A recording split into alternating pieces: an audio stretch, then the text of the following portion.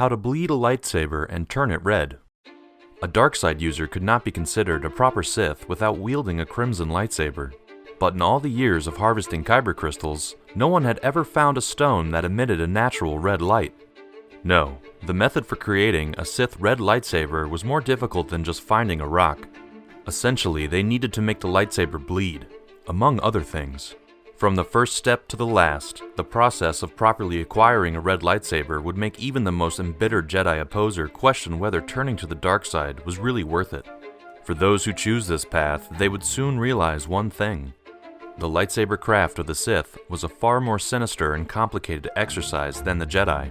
To begin, rather sadistically, the weapon was deemed to be truly worthy of Sith only once it had been acquired in battle with a Jedi. Upon butchering a Jedi and stealing their lightsaber, Sith acolytes would then need to manipulate the Kyber crystal, the power source for the weapon, that was actually alive with the Force.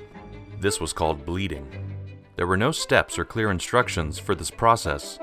It required the maker to pour into the crystal all the emotions and feelings that Jedi did not entertain. Fear, pain, rage, and hate, among others, were fused into it, stripping away all lightside hope from the once Jedi weapon. An intense procedure that would not be guaranteed to work the first time.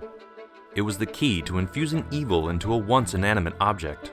Whoever was creating the Crimson Saber would be subject to relentlessly painful flashbacks of their former life, their defeats and fears, and most importantly, the reasons they had decided to become a Sith.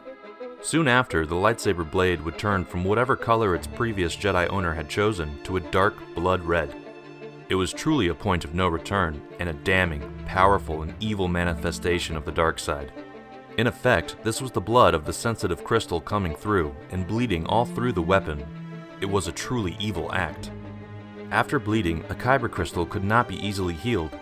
But if enough lightside force was poured into it, the Kyber might react, healing the wounds caused by its former Sith wielder. The resulting blade would typically be bright white, just like the lightsabers Ahsoka Tano wields after coming out of hiding.